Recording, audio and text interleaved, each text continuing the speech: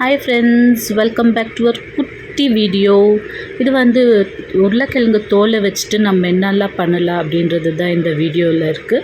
ஒன்று ஒன்றாவே சொல்லிட்டு போகல. இது நான் பண்ணுறது ஃபேஸ் ஸ்க்ரப் மாதிரி தான் பண்ணிகிட்டு இருக்கேன். ஸோ இந்த உருளைக்கிழங்கு நல்லா மிக்சியில் போட்டு வெறும் தண்ணியை விட்டு தான் அரைச்சிருக்கேன்.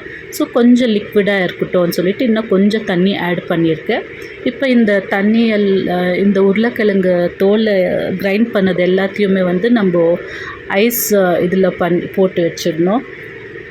இந்த மோல்டில் ஊற்றி ஒரு 5 to 6 hours ஆகும் இதெல்லாம் க்யூப்ஸ் ஆகிறதுக்கு. ஸோ இதெல்லாம் போட்டு நம்ம இதை ஃப்ரீஸ் பண்ணிடலாம். ஒரு 6 hours நம்ம இதை ஃப்ரீஸ் பண்ணிடலாம்.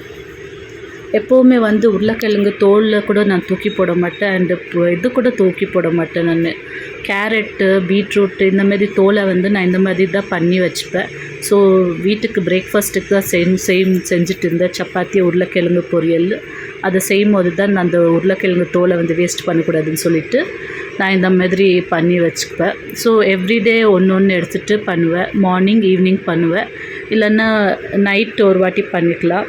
ஸோ இந்த மாதிரி க்யூப்ஸாக ஆகிட்டோம். அந்த க்யூப்ஸை எடுத்துகிட்டு ஒரு சர்க்குலர் மோஷனில் நம்ம ஃபேஸை ஸ்க்ரப் பண்ணிகிட்டே இருக்கணும்.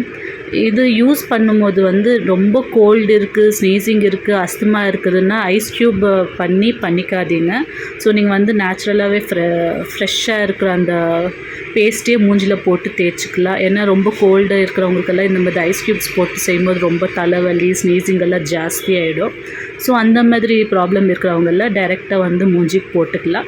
இது நான் ஸ்டோர் பண்ணி வச்சுப்பேன். ஸ்டோர் பண்ணி வைக்கிறதுனால நாங்கள் 3 பேர் பொண்ணுங்க இருக்கிறதுனால எங்களுக்கு இது ஈஸியாக ஒரு 3-4 டேஸில் காலி ஆகிடும்.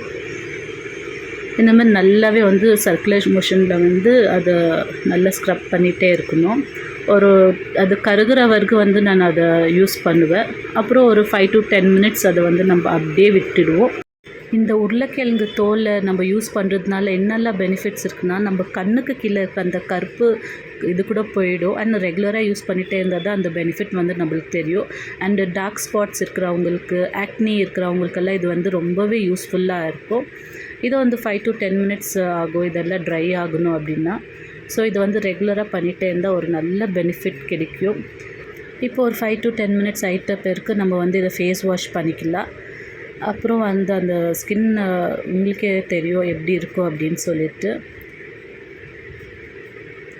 ரொம்பவே நல்லா ஒரு பிரைட்டனாகவும் இருக்குது. ஸோ இது ஒரு குட்டி வீடியோ தான். உங்களுக்கு இந்த வீடியோ பிடிச்சிருந்தா please do like, share, subscribe. Thank you so much. Bye.